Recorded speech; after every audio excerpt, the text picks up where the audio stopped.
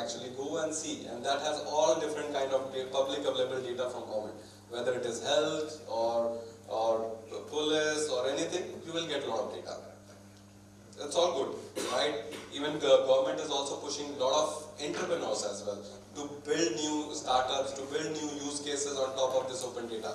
And one of my friend, like he was telling me that there is an app, and I'm forgetting the name, which actually tells you in Delhi, because Delhi you have a lot of traffic problem, right? So on that you can actually see the nearby washroom and what's the quality of hygiene and everything on that app. And that app is actually based out of that open data which it extracts. So it's good. But one of the challenge what we see is that government say this is an open door. You can go and get in data.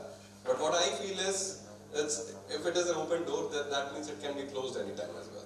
And if it is a single government which is or a single platform which is holding all the data, that means that is a single point of failure for me, right? If that data, that platform got unstable or servers got worse, then you will lose all the data. So there is a need of a persistent data, right? That is the main fundamental thing which is required for this whole open data, which is not there yet. And that's what we are discussing, a use case where we are talking about bringing whole open data 2.0. We call it 2.0 because open data is there on blockchain. Again, it's not an easy thing. We have to think whether how the mining will happen, whether the mining will happen inside the government bodies or it will go on a public blockchain. Those are the open questions. But yes, so it's not, a lot of things are happening in bits and pockets. And I think these conferences is very valuable where people can come from different backgrounds and exchange notes. So yeah, that's what pretty much I have. And any questions or anything?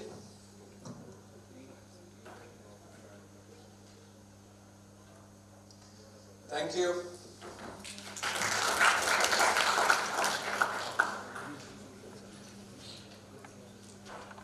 So guys, our next speaker, Mr. Rajat Nandwani, we've already met him in the panel discussion. He is a CA who helps people, advises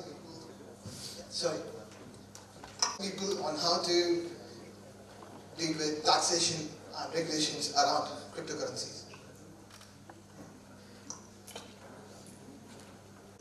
I'm a partner in a financial consultancy firm called Team Rock, and I'm a financial analyst as well. Basically, in the past, I've consulted certain organizations in their financial management who used to trade in cryptocurrencies, primarily Bitcoins. In addition, I've been there, as Akshay said, consulting certain people when it comes to taxation aspects of these, how they're going to deal with their cryptocurrencies part. So today I'm talking about taxation and regulations around cryptocurrencies. Something I want to tell you, it's like a disclaimer. There has been no regulation, as we have been discussing in the morning, no regulation on this part. It's just on the basis of the knowledge and the opinion as of now, and what other consultants are talking about. I feel we can make it more interactive if we can take your queries during the session, any queries you have when it comes to taxation part. If we have specific cases, we'll be able to understand it in a much better way. So first question, is it a currency? We need to get into certain acts to understand this. FEMA, RBI Act, and the Coinage Act is basically which deals about this. RBI Act is the first one. Currency is not defined there. It specifically states, basically in section 2 of this act is the term where it defines certain terms. It doesn't talk about currency. However, there's a section 22 in this act that states RBI has the power to, has a sole right to issue banknotes and declare if anything is a legal tender or not. Further, as for the Coinage Act, this act says coins are the legal tender in India. So studying by this, it's like, it's nowhere talks about the cryptocurrencies for sure. Then there's FEMA. It explains the currency part. It explains currency as, other than foreign exchange, which is not very relevant out there, it explains currency as all currency notes, postal notes, postal orders, money orders, checks, drafts, traveler's checks, LC, bills of exchange, promissory notes, credit cards. Further, it says if RBI says anything, that will be a legal tender as well, or the currency. It's a currency for the matter of fact. That notification says it's a debit card, can also be considered as a currency. You can transact into it, but nowhere any regulation or anything in the law states uses a word cryptocurrency, virtual currency, or anything of that sort. Basically, as of now, it's a strong opinion, obviously, be it Bitcoins or any other cryptocurrency, Ethereum, Litecoin, etc., will have the similar understanding and similar transactions or similar, what should I say, implications overall. So we can comfortably say, as per the any Indian law we read, Bitcoin is not a cryptocurrency as of now, or any, is not a currency, or for the matter of fact, any other currency. Cryptocurrency is a currency. Then what is it? Many opinions. I was going through the articles in ZipPay. It says it's a programming language, a programming software, so it can be considered as a computer software. Other opinion is it's a store of value. You're investing into it, but I'll leave this question as of now, as no one of us or even the government is stating anything in this. But yes, this will have far-fetched implications when it comes to their taxation part. If it's a commodity, maybe indirect taxes will get levied onto it. As of now, obviously it's not levied and it doesn't seem practical to levy that. But yes, this will be a very important question. We should raise this case to the government to come up with. So the taxation part is clear. Yes, taxation can be broadly classified into direct tax and indirect tax. The most important aspect which I feel right now is how the Income Tax Act will come into the picture. Other thing is the indirect tax, if GST will be levied on these transactions or not. There was a law formulated in UK, which says VAT will be levied on it. And the other opinion came, since there is no addition in value, maybe I have purchased it for some value, increased the value, the market value increased and sold it off. But still, in the nutshell, there was no increase in value, so it's not a vatable product. And later on, the government took that notification, withdrew that notification, but no clarity as of now in either any of the government regulation in India or in UK or similar things.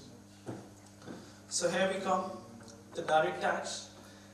Well, it will depend on the kind of treatment we are facing, kind of, the transaction we are doing. The Income Tax Act will come into the picture. For example, there are people who are investing into it. Anyone investing here? Okay, I'll be happy taking your case. That will help us understand this better. Then there are people who are trading. This is a pretty interesting case, the third one. If someone has received consideration for the goods they have provided, the services they have provided in Bitcoins or in the cryptocurrency, I have come across, anyone received it? From India or abroad? Okay, we'll surely discuss this case. And the fourth is mining. If the coins you're mining, that's kind of income, how should that be treated? Is it a business income, or if you're accounting it, flowing it through the legal channels, obviously. So, first of all is the investment. We are holding something, waiting for its value to appreciate, and then selling this off. Again, as I said, there's no explanation even in income tax, there's no definition of what is it, but a capital asset is being covered. Capital asset says, property of any kind held by an assessee, whether or not connected with his business or profession. It does not include stock and trade. So, if you are trading into cryptocurrencies, that's kind of opinion, it will be a stock and trade. Not an asset at least, capital asset at least.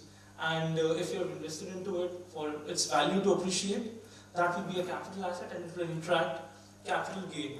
Again, it depends on the period of holding. It will be a short-term capital gain or the long-term capital gain.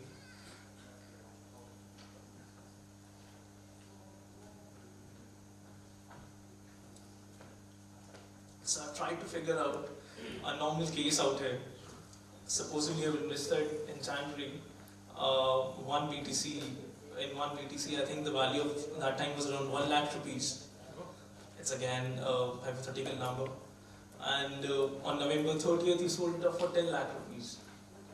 the capital gain is rupees 9 lakh. On this 9 lakh rupees, you will be taxed. Indian government provides certain relaxations when you deal in securities, but even though you have purchased it through an exchange, I'm sure it's not a recognized exchange as of now, any of them.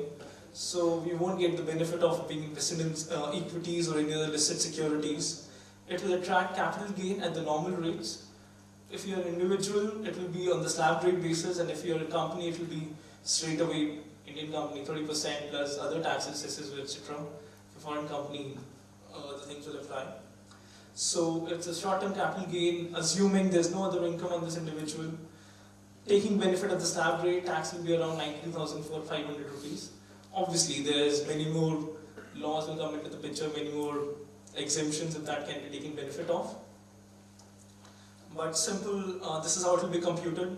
Let's take this case.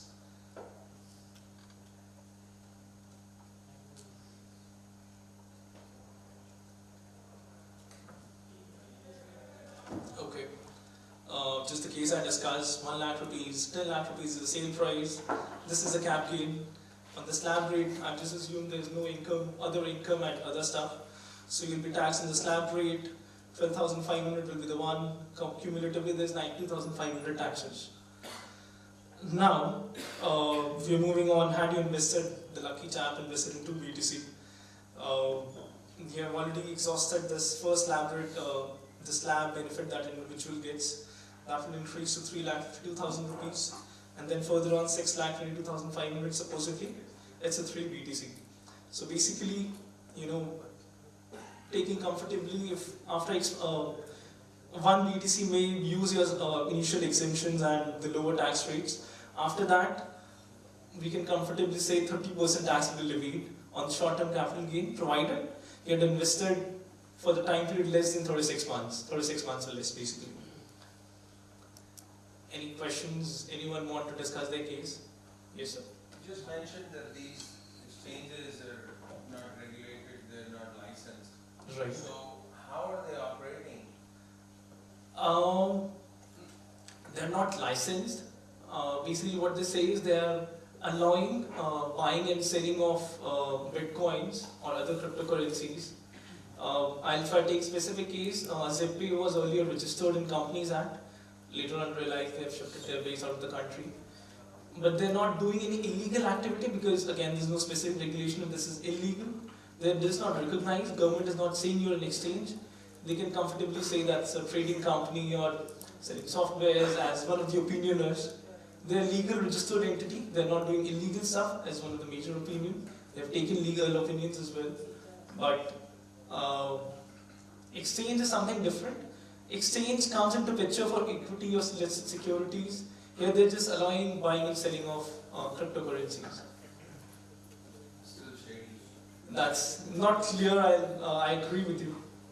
So they're doing full KYC, Aadhaar card and all that. They're following best of the practices, best standards possible, following what international exchanges are doing. Some exchanges got recognized in US and Japan, if I'm not wrong.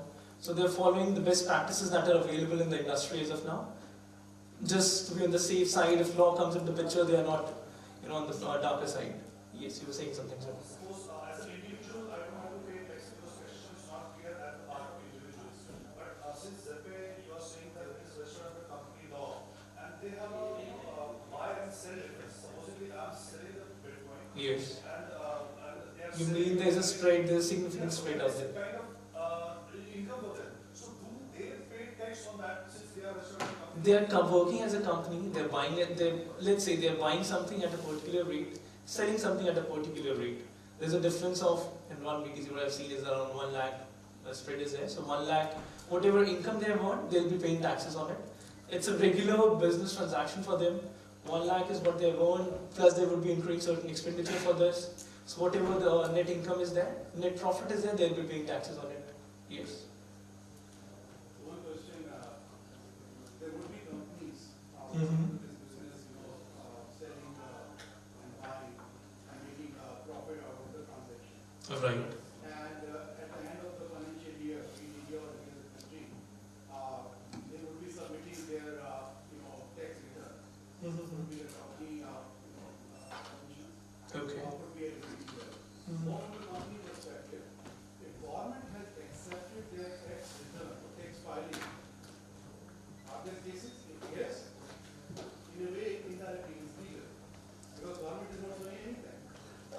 exactly my point.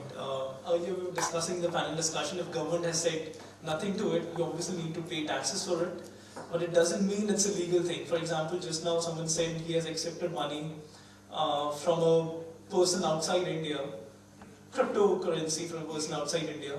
So there are very clear laws in India which states you can accept it through authorized dealers, all that stuff. You need to pay taxes on it. Government is recognizing you have received some income. But if it's legally a right, something needs to be seen. Overall, there is a shady thing that yes, you may be doing it, certain violation of certain laws, of just not Income Tax Act, maybe some other money laundering or other things laws. That part is fine. My point is even beyond that, if suppose income tax return has audited it or whatever, and they have not raised any question. Okay. Let's say tens or hundreds of companies who have reported financials. Right.